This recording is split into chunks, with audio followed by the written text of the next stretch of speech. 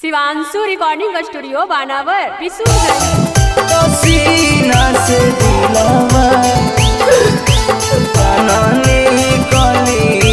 जई तो अगिया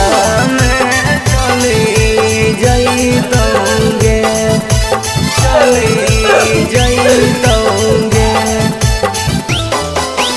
तोरे कारणवा जनवा चली जई तो गम में देहिया गली जई तोगे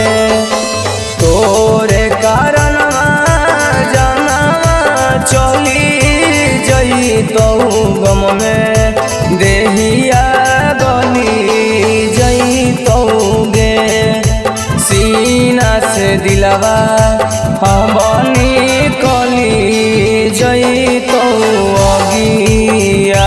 में जली जई तोगे सीना से दिलवा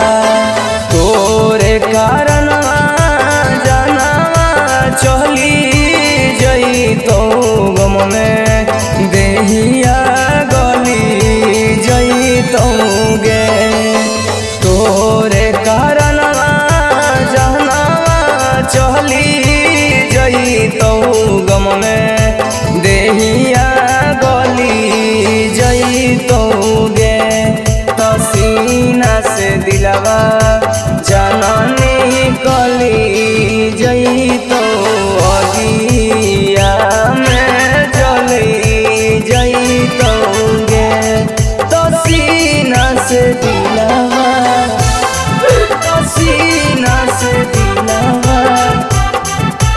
जननी कली जई तो अगिया में जली जई तोगे चली जई तोगे एजा हमर उजाड़ दे